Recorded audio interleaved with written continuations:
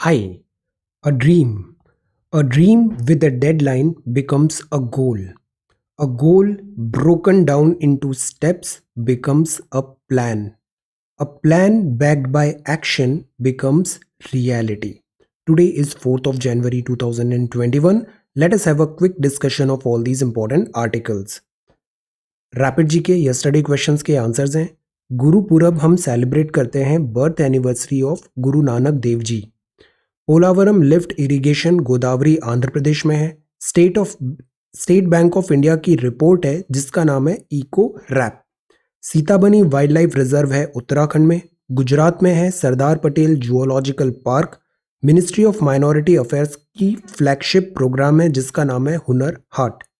आज के सवाल है, Indravati national park is located in which state. एक रिवर भी है, ये किस राज्य में है। Flamingo festival is celebrated in which state. Napoleon of India किसको कहा जाता है। पैम्पास, ये ग्रासलैंड्स होते हैं, एनसीईआरटी में हमने पढ़ा है। The grasslands called Pampas are found in which continent. Laws of planetary motion के लॉज होते हैं, इसको किसने प्रपोज किया था। Banihal pass is located in which state.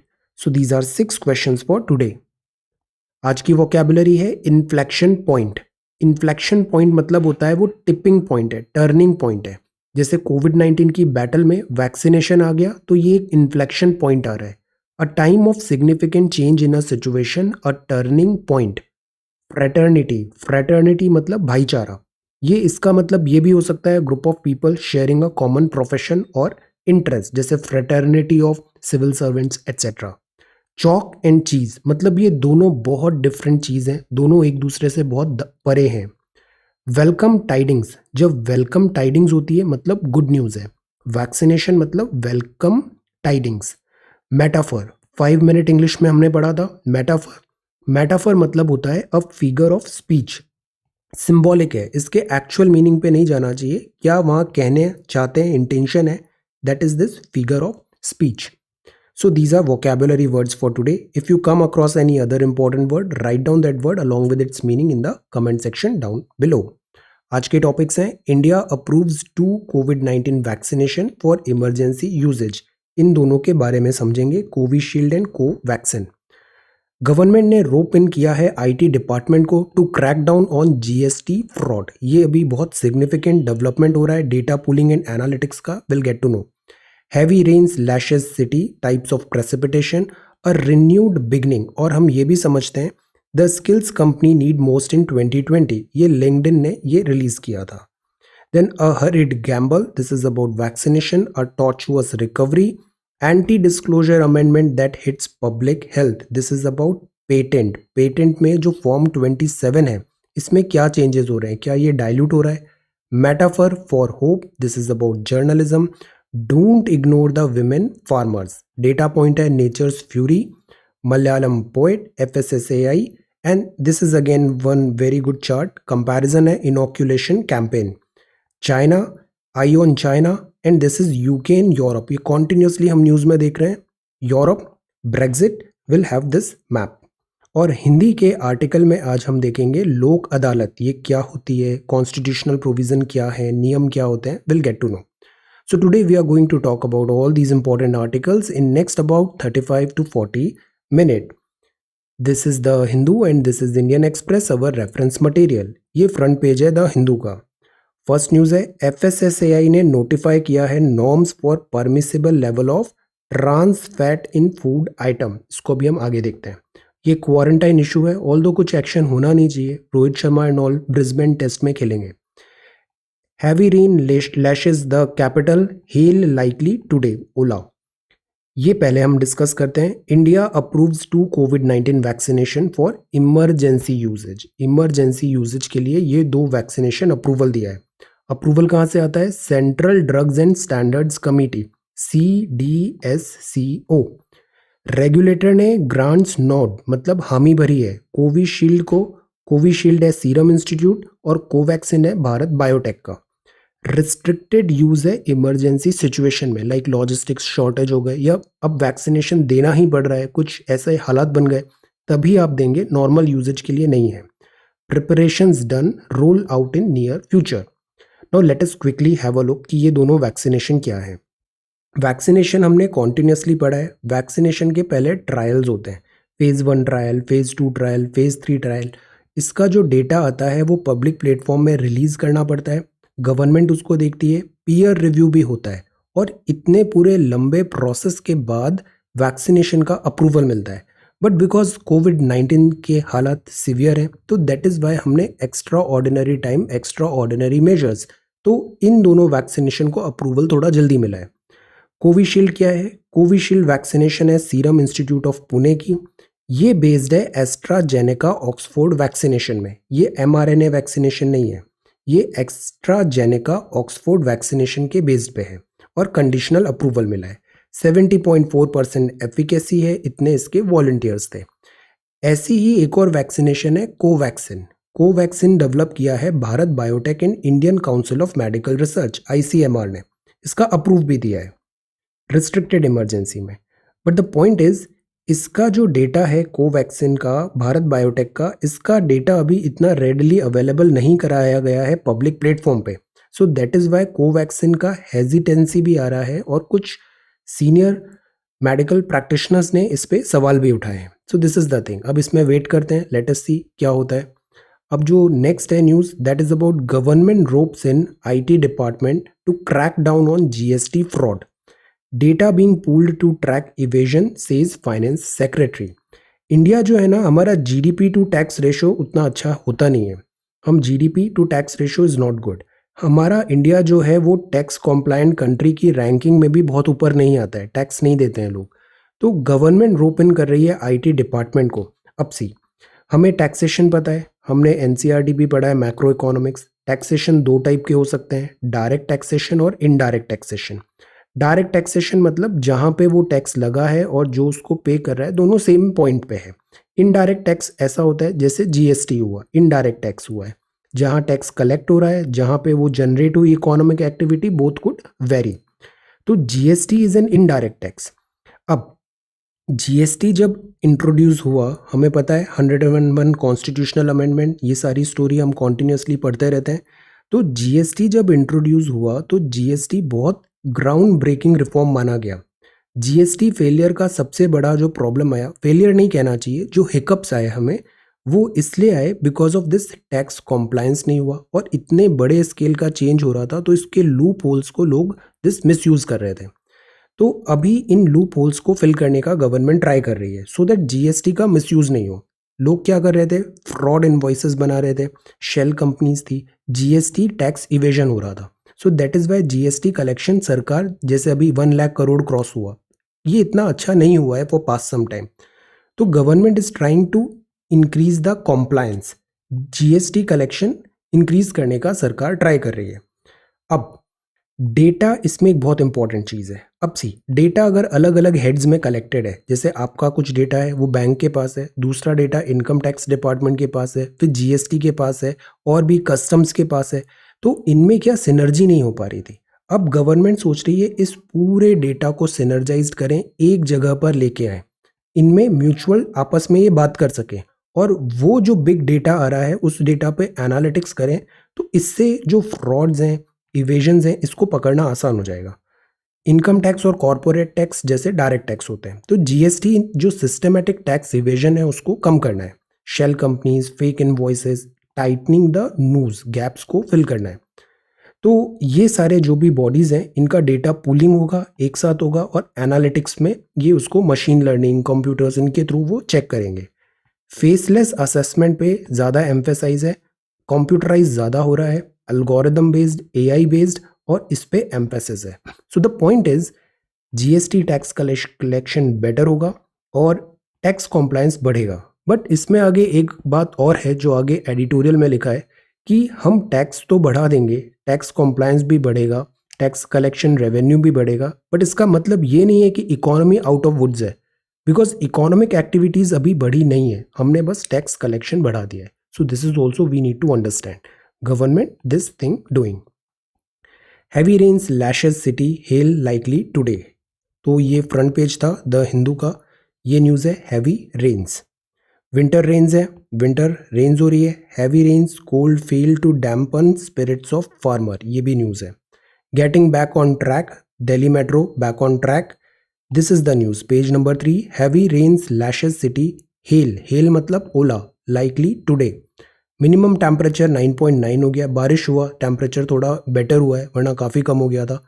Inclement weather to continue till January 5। But अब आगे क्या होगा, तो सी, थंडर स्टॉर्म हुआ, लाइटनिंग हुआ और हेल स्टॉर्म हुआ नॉर्थ वेस्ट इंडिया में। जनरली क्लाउडी स्काई रहेगा with light to moderate rain, ये आगे का फोरकास्ट है। रेन्स होता है तो जो पार्टिकुलेट मैटर हैं हवा में तैर रहे हैं, डस्ट के और इन सब के, ये सेटल हो जाएंगे ज़मीन पे। अगर ज़मीन पे सेटल हो गए तो पार्टिकुलेट मैटर इन एयर वो कम हो गया, मतलब AQI इम्प्रूव होगा। AQI में हम किन सब चीज़ों को मेजर करते हैं, answer this question. AQI is important, हम इसकी कैटेगरी भी पढ़ा था हमने। AQI में किन सब पॉल्यूटेंट्स को हम मेजर करते हैं एयर क्वालिटी इंडेक्स में, तो AQI इम्प्रूवमेंट हुआ। अब रिड्यूस विजिबिलिटी हुआ because of this rains, disruption of road हुआ, एयर और रेल ट्रैफिक भी हुआ। ये जो वेट स्पेल है, पानी गिरा, इसके बाद अब आएगी विंड्स। विंड्स का ऐसा फोरकास्ट है और टेम्परेचर कुछ आने वाले दिन में 8 से 10 जनवरी के आसपास और टेम्परेचर डिप होने वाला है। अब ये जो पूरा टॉपिक्स है ना, प्रेसिपिटेशन, प्रेसिपिटेशन मतलब जैसे अर्थ है, अर्थ में पानी कांस्टेंट है, ये पानी अलग जगह डिस्ट्रीब्यूटेड है, कुछ हमारे काम का पानी है, कुछ का पानी, most of the water is in ocean. ये जो प्रेसिपिटेशन है ये वाटर साइकिल चलती है, वाटर साइकिल चलती है। सोलर इंसोलेशन आता है, पानी एवापोरेट होता है, ट्रांसपीरेशन होता है, फिर ये ऊपर जाता है, फिर क्लाउड्स बनते हैं और फिर ऐसे वाटर फॉल होता है, इसको बोलते हैं प्रेसिपिटेशन। इसके बहुत सारे टाइप्स भी हो सकते हैं। तो इसके लिए ये nationalgeographic.org का ये वेबसाइट है, this is a very good website. इस वेबसाइट में आप देखना ये सारे टर्म्स बड़े अच्छे से दिए हुए हैं। ग्लोबल वार्मिंग क्या है, हेल क्या होता है, स्नोफ्लेक्स क्या होते हैं, एंड रेन एट्सेट्रा। प्लस ये वोकेबुलरी भी है इसमें। वोकेबुलरी जैसे ज्योग्राफी के स्ट्रैटेजी वीडियो में हमने डिस्कस किया था, वोकेबुलरी हर सब्जेक्ट की होती है, लैंग्वेज होती है, उसी भाषा में लिखें तो बेटर नंबर आते हैं। Atmosphere, city, cloud, cloud condensation, nuclei, condense, crop, crystal, dust, evaporate, fog, gas, ये सारी चीज़ें आप एक बार देखो, है ना। इसका लिंक भी मैं अभी शेयर करता हूँ, PDF बना के भी शेयर कर दूंगा टेलीग्राम पे, हैव अ लुक। ये सारी vocabulary you should know, okay. Then after reading this article prepare this question, what do you understand by the term precipitation? Precipitation क्या होता है, डिस्कस इट्स वेरियस टाइप्स, इसके विभिन्न प्रकारों पर चर्चा करें। सो this is the first question for today. Let us move further. तो दिस इज पेज नंबर 3, ये पेज नंबर 4 है, ये हमारा फेवरेट टॉपिक होता है, education plus get the edge. तो जो फर्स्ट न्यूज़ है, सी अब कोविड का भी थ्रेट कम हो रहा है, तो ग्रेजुअली जो ऑफलाइन क्लासेस हैं ये भी ओपन हो रही हैं, स्कूल्स एंड कॉलेजेस भी ग्रेजुअली ओपन होने की बात है। तो यहाँ स्टूडेंट से पूछा गया है कि आप क्या एक्सपेक्टेशंस हैं, बिकॉज स्टूडेंट्स भी स्कूल्स कॉलेजेस को काफ़ी मिस कर रहे थे। So a renewed beginning, high notes, essential points to consider for one who wants to succeed as a musician. ये चीज़ है फॉर अ रिजाइलियंट फ्यूचर। कोविड-19 के बाद हमने ये देख लिया कि जो फ्यूचर है ये बहुत अनप्रेडिक्टेबिलिटी भी है और बहुत रैपिडली चेंज भी हो रहा है। इस रैपिडली चेंजिंग एनवायरनमेंट में स्टूडेंट्स को, जॉब सीकर्स को, इवन जो एम्प्लॉयड हैं, अपनी जो स्किल सेट्स है उसको कॉन्टिन्यूसली बेटर इम्प्रूव करना पड़ेगा for a resilient future, future proofing के लिए। तो ये कुछ सेक्टर्स हैं यहाँ पे दिए हुए हैं जो आगे दिस भविष्य में काफ़ी ज़्यादा डिमांड में रहेंगे। युवल नोआ हरारी की बुक है 21 लेसन्स, उसमें तो ये लिखा गया है आने वाले टाइम पे जो जॉब्स क्रिएट होंगे ना वो अभी तक, आज से 10 साल बाद जो जॉब्स होंगे ना वो अभी तक बने भी नहीं है। So for a resilient future, flexibility, Darwin का प्रिंसिपल पढ़ा है ना, सबसे स्मार्टेस्ट स्पीशीज सर्वाइव नहीं करती, सबसे स्ट्रॉन्गेस्ट स्पीशीज सर्वाइव नहीं करती, स्पीशीज केवल वही सर्वाइव करती है जो फ्लेक्सिबल होती है, समय के साथ बदलती है। Understand this thing. Defensive cyber security मतलब साइबर अटैक्स हो रहे हैं उसको स्ट्रेंथन करना है। ऑफेंसिव साइबर सिक्योरिटी मतलब ये लाइक एथिकल हैकर हो सकते हैं, फाइंड करना है लूप होल्स। जैसे आप देखो माइक्रोसॉफ्ट, फेसबुक हुआ, ये बाउंटी देते हैं, आप फेसबुक के इसमें कोई बग निकालो, ढूंढो लूप होल्स, तो वो आपको पे करते हैं। Offensive cyber security. Product management एक बहुत बड़ा इंपॉर्टेंट रोल डेवलप हो रहा है। पीपल एनालिटिक्स, वर्कफोर्स, लोगों को मैनेज करना, लीडरशिप होती है ना, स्पेशली सिविल सर्विसेज में आप जाओगे तो आप देखोगे ठीक है आप टॉप इंजीनियर थे, मेडिकल थे, टॉप लॉयर थे, किसी भी प्रोफेशन से थे आप, वहाँ जाके जो सबसे डिज़ायर्ड स्किल्स जो होती है ना सिविल सर्वेंट में, जो आप अपने किसी सीनियर से बात करके देखना, it's all about man management, people management, work force कैसे आप मैनेज कर पा रहे हो, this is about people analytics. Digital HR is also one thing, social mobile analytics and cloud smack, ये कुछ चीज़ें हैं, पिलर्स हैं जो आगे डिमांड में रहेंगी। लिंक्डइन का भी कुछ दिन पहले ये बताया था, skill companies needed most in 2020। जैसे ये सॉफ्ट स्किल्स हैं, creativity, persuasion, collaboration, adaptability, emotional intelligence, these are very much required. This is the reason I try to make this newspaper analysis very broaden. Reason क्या है कि हम लोग ना केवल शॉर्टकट मार के अगर पढ़ते हैं ना, तो उससे ये peripheral knowledge and development and gain नहीं होता है, और आगे चल के ये कहीं ना कहीं आपको बॉटल नेक फील करोगे। आपने शॉर्टकट्स नोट्स पढ़ लिए, प्रीलिम्स क्वालिफाई हो गया, बट आपने होलिस्टिक वे में नहीं पढ़ा, आप मेंस में पिटोगे। आपने मेंस में भी ठीक है लिख के प्रैक्टिस कर लिया, इंटरव्यू में जाओगे, पर्सनालिटी टेस्ट में आप पिटोगे। So that is why it is important कि आप एक होलिस्टिक वे में शुरुआत से ही करें, वरना थाउजेंड्स ऑफ स्टूडेंट्स ऐसे होते हैं जो शुरुआत में तो अर्ली सक्सेस ले लेते हैं, पर फिर उनका प्लेटू आ जाता है, बॉटल नेक आ जाता है, वो इस लेवल के ऊपर जा ही नहीं पाते, बार बार वो यहीं पे इसी में घूमते रह जाते हैं। So that is why holistic way में पढ़ना ज़रूरी है, and work on your foundation. 2022 onwards हैं, आप कुछ मत करो, अपनी लैंग्वेज ठीक करो, आप अपना बेसिक्स देखो, एनसीईआरटी पढ़ो, स्कूल कॉलेज में जो सब्जेक्ट्स पढ़ रहे हैं उन पे कमांड डेवलप करो, ऑप्शनल ठीक करो अपना, ग्रेजुएशन के सब्जेक्ट्स, ये आपको ज़्यादा रिवॉर्डिंग रहेगा आने वाले टाइम पे। तो these are top hard skills हैं, जैसे blockchain, cloud computing, analytical reasoning, artificial intelligence, UX, business analysis, affiliate marketing, sales, scientific computing and video production. So you have to be like complete, चाहिए हमें complete होना चाहिए, partial नहीं होना चाहिए, complete, make a complete picture. So this is the skills. Then आगे देखते हैं हम, a hurried gamble. Gamble मतलब ये सही भी हो सकता है, गलत भी हो सकता है, सही हो गया तो all good, गलत हुआ तो it's a problem. A hurried gamble, तो प्रॉब्लम है ओपेसिटी का, जो भी चीज़ करते हैं ना वो ट्रांसपेरेंटली करना चाहिए। अ हरिड गैम्बल, ओपेसिटी होती है कम्युनिकेशन में, ये डेंजरस होती है when there is high vaccine hesitancy, लोग वैक्सीनेशन लेने में डर रहे हैं, अभी बहुत सारा अभी देखना नए न्यूज़ भी चालू हो जाएंगे कि वैक्सीनेशन होने से ये होता है, ये होता है, वैक्सीन हेजिटेंसी है। फाइजर, मॉडर्ना, एस्ट्राजेनेका ने अपना डेटा रिलीज़ किया, बट कोविशील्ड और कोवैक्सिन जो इंडिया की हैं, ये दोनों जिनको अभी अप्रूवल मिला इमरजेंसी यूज़ केस में, मच टू बी डिजायर्ड। चीज़ें क्या होती है, they work well under idealised lab condition. किताबों में सब अच्छा रहता है, बट जब उसका रियल वर्ल्ड टेस्ट होता है ना, तो वो प्लानिंग फेल हो जाती है, ये ऐसा हर जगह देखने को मिलता है, it is very common. Work well under idealised lab condition, but real world hospital condition में वो सर्वाइव करेगा या नहीं करेगा, वो बताएगा कि वो वैक्सीन कैंडिडेट कितना सक्सेसफुल है। So that is why much to be desired, hurried gamble should be avoided. Then this is a tortuous recovery, मतलब मुश्किल है, इतना आसान नहीं है। जीएसटी इनफ्लो बहुत रिकॉर्ड आया, दिसंबर ऑगर वेल, मतलब सिम्टम्स ठीक दिख रहे हैं, अच्छा संकेत है, but the economy is still in a flux, अभी भी हम आउट ऑफ वुड नहीं है।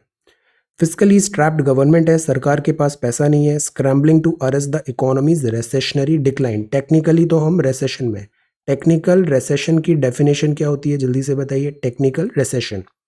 जीएसटी कलेक्शन लास्ट मंथ में 1 से 1.5 लाख करोड़ रुपए हुआ, 1.15, मतलब अच्छी बात है, welcome tidings, these are good things.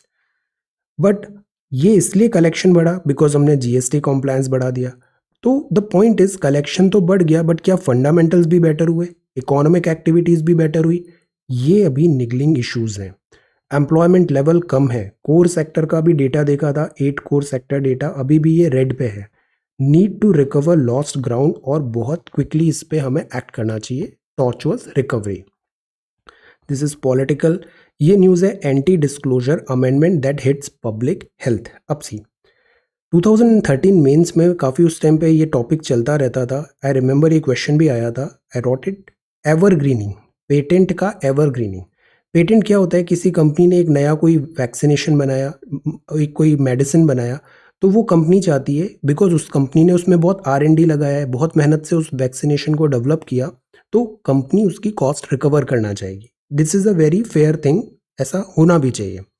But the point is, अगर कंपनी क्या करती है कि कुछ टाइम पे, पेटेंट का भी एक टाइम दिया जाता है, कुछ टाइम पे वो कुछ छोटा सा माइनर चेंज करेगी और बोलेगी कि ये नया प्रोडक्ट है, अब इस पे फिर से पेटेंट दो।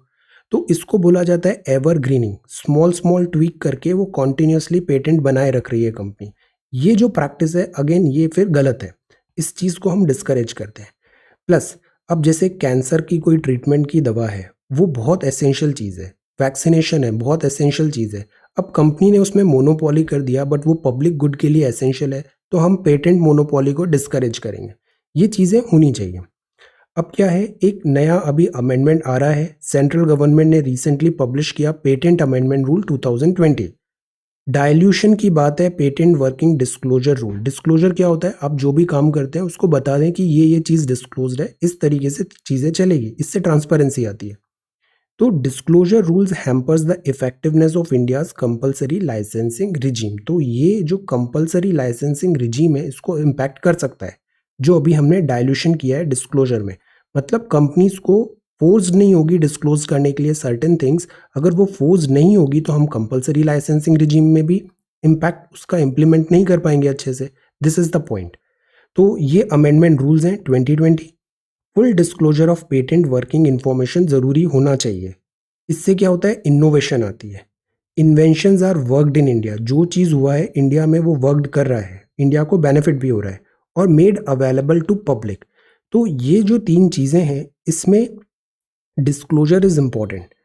डिस्क्लोजर जो है उसके लिए फॉर्म 27 होता है, पेटेंट रूल 2003 का। अब इस फॉर्म 27 को डाइल्यूट किया जाएगा तो कंपनीज प्रॉपर डिस्क्लोजर करेगी नहीं कि उन्होंने क्या चेंजेस किए हैं, क्या उनका प्रोसेस है, क्या वो इनोवेशन को एनकरेज इंडिया में वर्क किया या नहीं किया।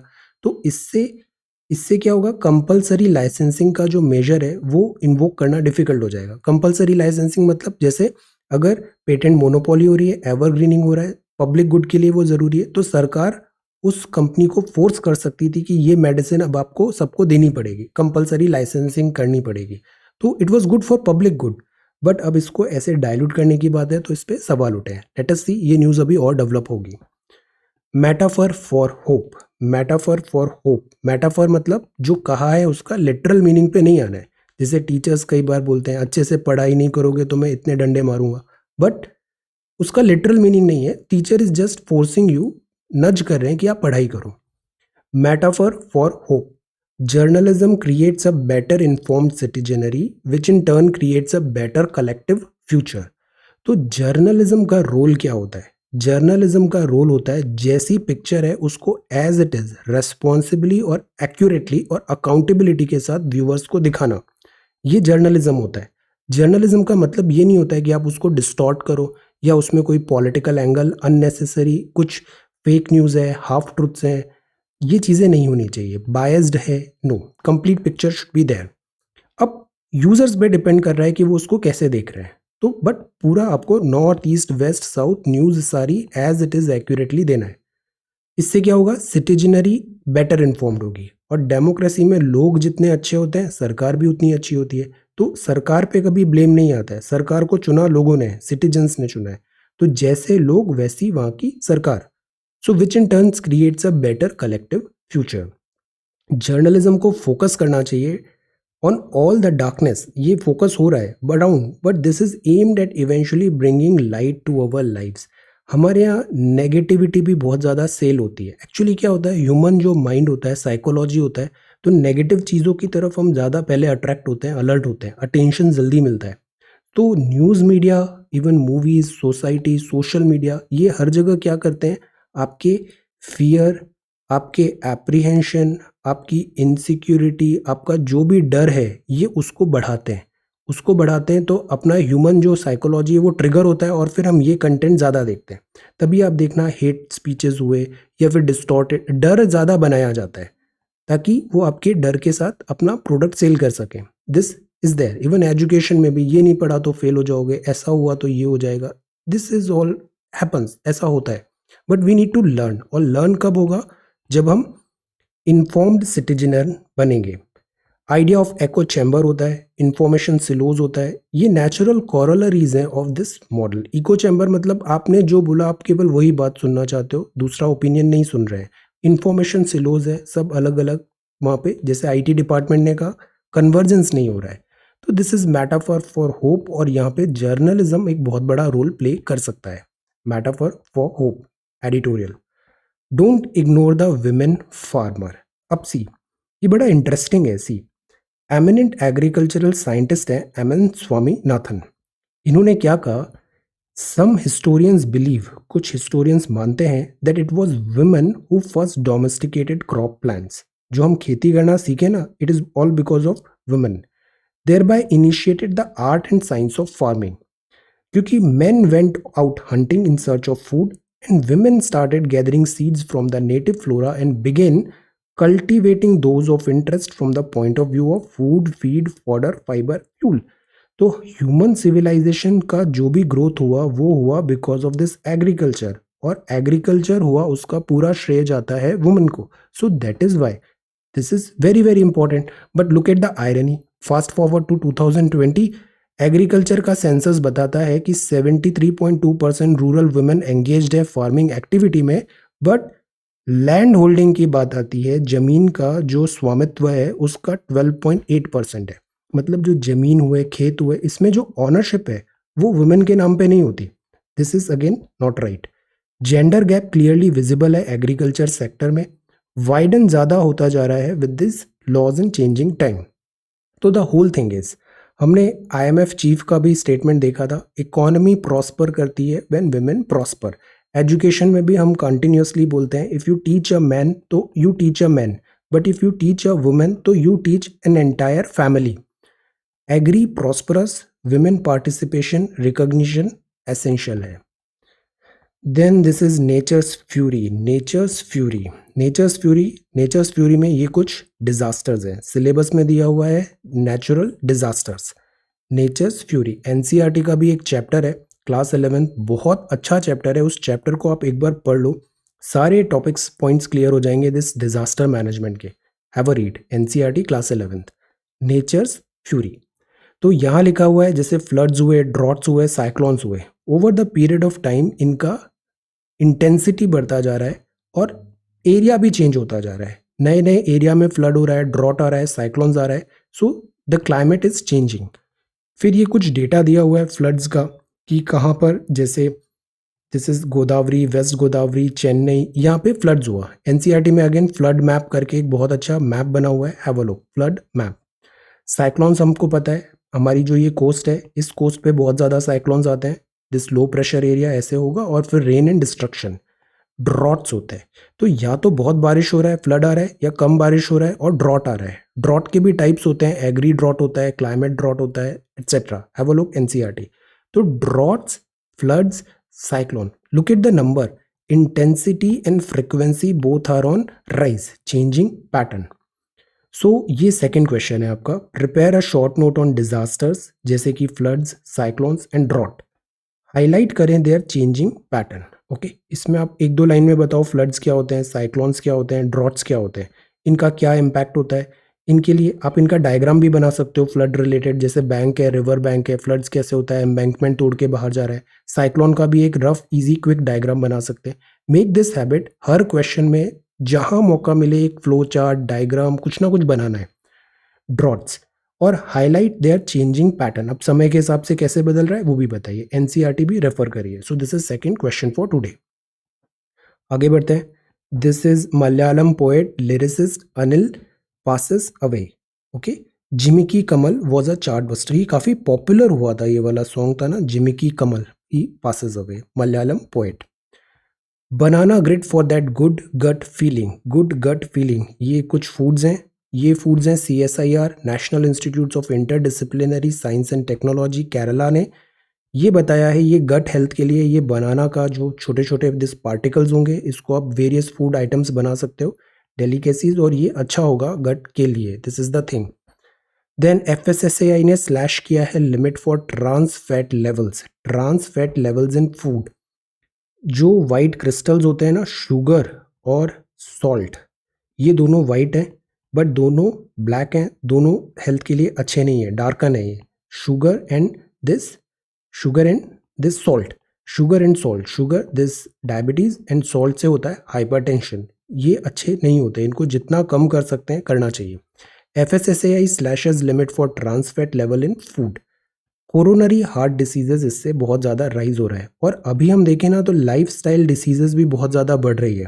लोगों के पास सब कुछ है but this health body is not साथ नहीं दे रही है, लाइफस्टाइल डिसीजेज, और उसके लिए exercise and good health and this piece is also important. Okay, so do this thing. 6 अक्टूबर को अब सी हमने ट्रांस फैट काफ़ी डिटेल में पढ़ा था। This is why revision is so important. See 6 October में हमने पढ़ा था ये डिफरेंट काइंड ऑफ फैट क्या होते हैं, unsaturated fat, saturated fat, trans fat. See saturated, unsaturated and trans fat. और 61% रूरल कंज्यूमर अनअवेयर हैं ट्रांस फैट हैजार्ड से। ट्रांस फैट्स बेसिकली ईजी होते हैं यूज़ करना, इनएक्सपेंसिव टू प्रोड्यूस होता है, तो जो कंपनीज हैं, फूड मैन्युफैक्चरर हैं, वो ट्रांस फैट पे ज़्यादा टेंड करते हैं बिकॉज टेस्ट भी थोड़ा बेटर आ जाता है उससे कमर्शियल फ्रायर्स एंड ऑल में। तो ये बट हेल्थ के लिए अच्छा नहीं होता है। So this is the thing. एक बार नोट्स देखिए 6 अक्टूबर 2020। ओके, हमने ये सारी चीज़ें पढ़ा था। GST council, Nobel for medicine, Kamath panel, trans fat, farm bill, DRDO, India and Myanmar, और एड्रियाटिक सी का मैप भी देखा था। Day 280, 6 October. Okay, so revision is important. अब पुराने वीडियोस भी देखोगे ना, every newspaper analysis we have tried to make in this way कि उसमें कुछ लर्निंग होगा, ऐसा नहीं कि उनकी शेल्फ लाइफ बहुत कम है। Now this is inoculation campaign. Inoculation campaign, private hospitals बोल रहे हैं वैक्सीनेशन में हमें भी कुछ काम दो। ये बड़ा अच्छा लिस्ट मिला यहाँ पे, ये मैन्युफैक्चरर हैं और ये उनसे रिलेटेड दिस जो मेडिसिन है, वैक्सीनेशन है, उसके कुछ पॉइंट्स हैं। जैसे ऑक्सफोर्ड यूनिवर्सिटी की एस्ट्राजेनेका है, 90%, 2 से 8 डिग्री सेंटीग्रेड स्टोरेज चाहिए होगा, अप्रूवल। भारत बायोटेक ICMR है, इसके बारे में ज़्यादा डिटेल पता नहीं है बट ये मोर और लेस बेस्ड है एस्ट्राजेनेका में। फाइजर की जो बायोएनटेक है, ये mRNA है, इसके लिए -70 डिग्री सेंटीग्रेड स्टोरेज चाहिए होगा। मॉडर्ना के लिए भी कम है। फिर ये कुछ और वैक्सीनेशन है। ओके, वैक्सीनेशन, प्राइम मिनिस्टर ने कॉन्ग्रेचुलेट किया साइंटिस्ट को कि इतने कम टाइम पे आपने वैक्सीन लेके आए, बट एक्सपर्ट्स बोल रहे हैं कि hasty no to vaccination, no, haste is waste. We are eating for Instagram, आजकल लोग बहुत ज़्यादा इंस्टाग्राम में दिस इज थिंग, इतना ज़्यादा भी नहीं होना चाहिए। We should make a difference between personal and this this public जो होता है लाइफ में। ओके, बहुत ज़्यादा दोनों को मिक्स नहीं करना चाहिए। We are eating for Instagram, the art of checklist, because अभी ये कुछ हैबिट्स देखने को मिल रहा है नया ट्रेंड की whatever they do in life they post in Instagram and no, there has to be a line, balance होना चाहिए। Keeping up with the time, pearls before, China amends defence laws to boost war preparedness, mister Xi Jinping led CMC, greater power in mobilisation of resources. बहुत खतरनाक तरीके से China के जो ambitions हैं, अभी हमने देखा था इंटरनेशनल रिलेशंस में भी, फ्यूचर में it is going to be a big trouble for us. अगर चाइना का देखें ना तो चाइना में एक ये बहुत बड़ा नाम है सुन्यत सेन। रिमेंबर हमने जून जुलाई में लास्ट ईयर जब LSE का इशू स्टार्ट हुआ था, हमने बहुत अच्छे से डॉक्ट्राइंस पढ़े थे। चाइना में फिलॉसफी चलती है, माओ जेडोंग फिलॉसफी, अभी शी जिनपिंग फिलॉसफी चल रही है, इस टाइप से। तो एक सुन्यत सेन थे, सुन्यत सेन, और तब तक चाइना मतलब अलग था। दिस 1949 के पहले की बात है, काफ़ी पहले की बात है। तो सुन्यत सेन और ये माओ जेडोंग और चियांग काई शेक, तो एक तो कम्युनिस्ट पार्टी बनी, मेनलैंड कम्युनिस्ट पार्टी माओ जेडोंग की थी, चियांग काई शेक की थी कुओमिंटांग। इन दोनों में ये जो कुओमिंटांग था ना, ये थोड़ा कैपिटलिज्म था, ये थोड़ा कम्युनिस्ट थे। अब इन दोनों में वॉर होता है, वॉर होता है तो मतलब इंटरनल वॉर है, सिविल वॉर है। तो माओ जेडोंग की जो पार्टी थी, communist party of China, communist party of China ने जीता वो वॉर, तो मेनलैंड जो चाइना है वो यहाँ पे हो गए और चियांग काइशेक को इन्होंने भगा दिया ताइवान में। तो रिपब्लिक ऑफ चाइना चला गया ताइवान में, कुओमिंटांग पार्टी, चियांग काइशेक, और माओ जेडोंग की पार्टी चाइना में हो गई। तो बहुत टाइम तक तो वर्ल्ड ने इसको रिकॉग्नाइज भी नहीं किया कि ये चाइना कोई कंट्री है, चाइना उनके लिए ताइवान था। ये पीपल रिपब्लिक ऑफ चाइना बाद में बनाया इन्होंने, फिर धीरे धीरे रिकॉग्निशन हुआ, फिर ताइवान, फिर हांगकांग, इसको इन्होंने suppress one China policy expand किया। The point is this is the origin. Philosophies में हमने ये भी देखा था, चाइना में ये बिलीव किया जाता है कि once upon a time they were really good, फिर उसके बाद ब्रिटिशर्स एंड यूरोपियंस आए, उनका डार्क फेज आया। Now they have this tendency of this revengeful rise which is a cause of worry. तो सिविल वॉर टाइप ऑफ चीज़ें थी यहाँ पे। Eye on China, India looks at lithium reserve in Argentina. आगे देखते हैं। UK set for tougher virus restriction, UK की हालत ठीक नहीं है। Scotland must wait a generation for new vote, Scotland अब यूके से अलग होना चाहता है, मैप में हम देखते हैं। Then this is India wants to give Brisbane a miss, Ganguly की हेल्थ अच्छी हो रही है, very good. So this is the news the Hindu. अब हम देखते हैं Indian Express. This is farmer protest, Covaxin, health care worker. Eye on China, India looks at lithium reserve. अब हम बात कर रहे हैं फॉसिल फ्यूल्स को रिप्लेस करना है इलेक्ट्रिक व्हीकल से। इलेक्ट्रिक व्हीकल में चाहिए होगा बैटरी, बैटरी में चाहिए होता है लिथियम की ज़रूरत होती है। और लिथियम का रेयर अर्थ मटेरियल का एक बहुत बड़ा, इनफैक्ट 80-90% रिजर्व चाइना में है। तो हम उसको एक्सपैंड करना चाहते हैं बिकॉज चाइना की टेंडेंसी भी रही है दिस ट्रेड टेररिज्म का। अगर ट्रेड में एम्बार्गो आ गया, ट्रेड का सप्लाई स्टॉप हो गया जैसा जापान के साथ उसने किया था, देन हम क्या करेंगे? So we are trying to broaden our reserves, supply chain Argentina, Chile and Bolivia से लिथियम रिजर्व्स हम यहाँ पे देख रहे हैं, ढूंढ रहे हैं। Then this is page number 4। Next exam dates हैं, टीचर्स बोल रहे हैं ऑफलाइन क्लासेस भी ज़रूरत होगी। भारत बायोटेक का भी अभी क्रिटिसिज्म हो रहा है बैकलैश की, क्विकली इसको अप्रूवल मिल गया बट इसका रेपुटेशन भी अच्छा है। भारत बायोटेक बिहाइंड वैक्सीन जैसे जीका और चिकनगुनिया में काफ़ी अच्छा काम किया है इन्होंने। Then this is turning point, approval of vaccine, not business as usual, post covid development starting from bottom, MG NREGA worker, new India and targets inside the root of impunity, express network tracks in the snow, snowfall हो रहा है। This is rail tale, अब smart classes भी देगा rural में।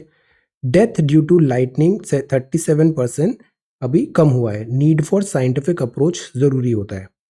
Sports without the crowd, और ये है रूट कॉज, गडकरी साहब ने बताया root cause of the problem is surplus food grain and higher MSP than the market prices.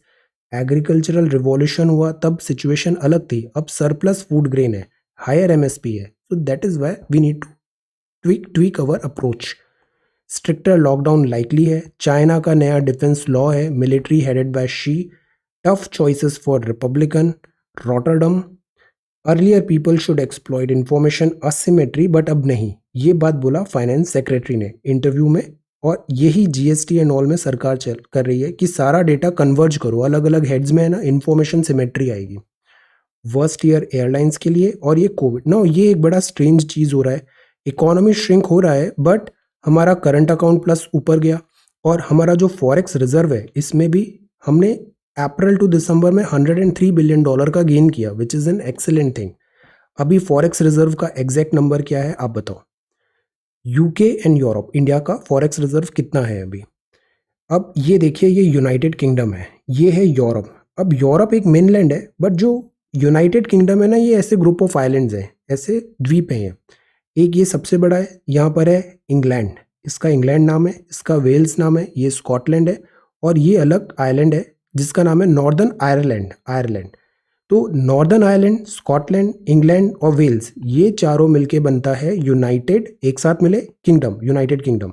ये नॉर्थ सी है, ये अटलांटिक सी है, ये सेल्टिक है, और ये इंग्लिश चैनल है जो सेपरेट करता है यूरोप को इस इंग्लैंड से, यूके से, इंग्लिश चैनल। तो this is the thing, London इसकी कैपिटल है। अब ये जो है ना, ये अलग हो गया यूरोपियन यूनियन से, कस्टम यूनियन से, तो इसी को बोला गया ब्रेग्जिट। आज हिंदी का आर्टिकल है लोक अदालत। लोक अदालत क्या होता है?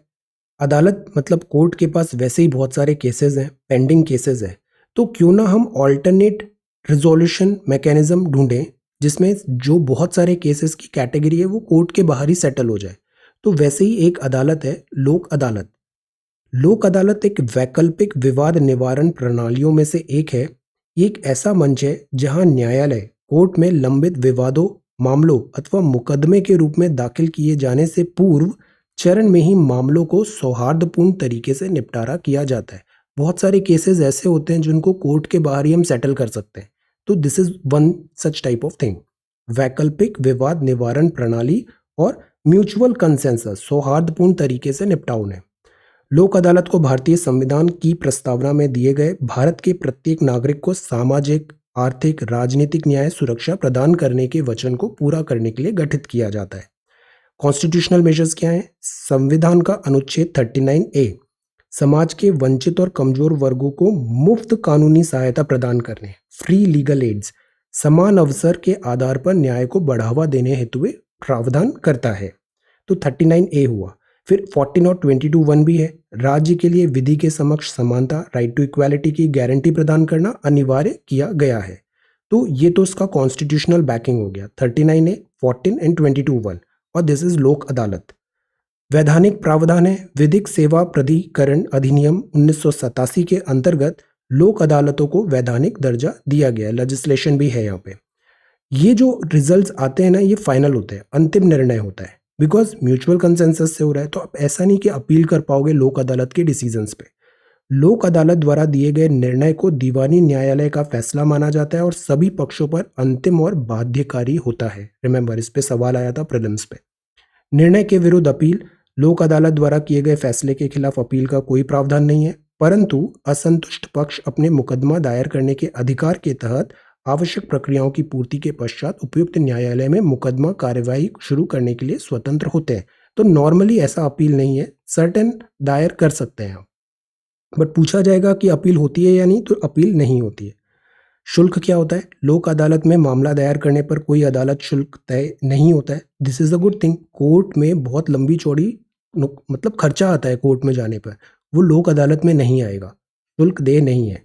यदि न्यायालय में लंबित कोई मामला लोक अदालत में भेजा जाता है तथा इसे बाद में सुलझा लिया जाता है, तो न्यायालय में शिकायतों याचिकाओं पर मूल रूप से भुगतान किया गया शुल्क भी संबंधित पक्षों को वापस कर दिया जाता है। आप हाई कोर्ट गए, केस चल रहा था, फी आपने भरा था, बट फिर वो लोक अदालत में गया, तो यहाँ जो फी था, अगर यहाँ वो केस सॉर्ट हो गया तो वो फी वापस मिल जाएगी आपको।